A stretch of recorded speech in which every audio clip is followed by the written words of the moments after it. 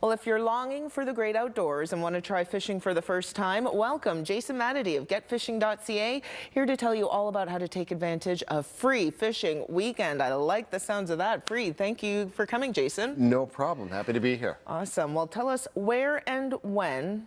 Give us the 5 W's of free fishing weekend. Sure. Well, the what is, of course, it's free fishing weekend, which means you don't need a license. Okay, but great. you do still have to follow the regulations of knowing what the limits are for the lake that you're fishing.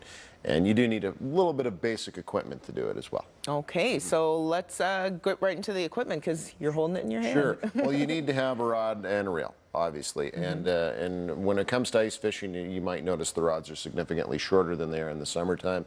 And that's simply because it's more close-up action, if you will. The hole is here, and it's not a casting game like it is in the summer. You actually have a longer rod that helps you with that cast. For sure. So it's just dropping and bringing back up is essentially what Makes you're sense. doing. So that's the most important thing. The other thing is you need to have a lure, and I've got a variety of spoons with a dropper here. I can explain that in a minute.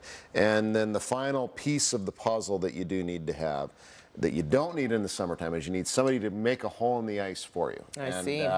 For about $60, you can do it manually. You can pull out the guns and crank the hole if you want. As you can tell, I play out quickly. So that's why I have an engine on the end of mine. Okay. So I can cut through a lot faster. So if you know somebody who can make some holes for you, there'll be lots of people out this weekend probably because it's free fishing weekend. See if somebody can help you with that.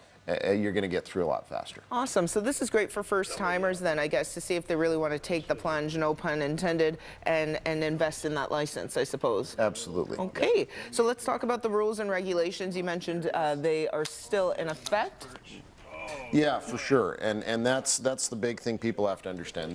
This isn't a free-for-all. I can't fill my freezer with walleyes and perch. You still, like, for example, let's use one of the close lakes to Regina here, Buffalo Pound. You're allowed, all the lakes around here are allowed 4 walleyes, and only one can be over 21 inches.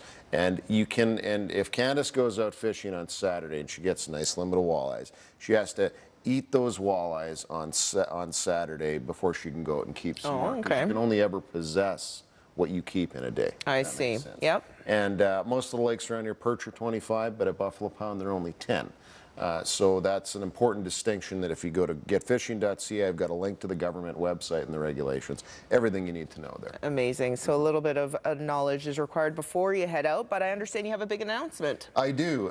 We have just released our latest video on our YouTube channel that you can also access through our website. And it talks all about getting the drop on perch. And I know this is a little far away from the camera, but essentially you've got your hook on the bottom here.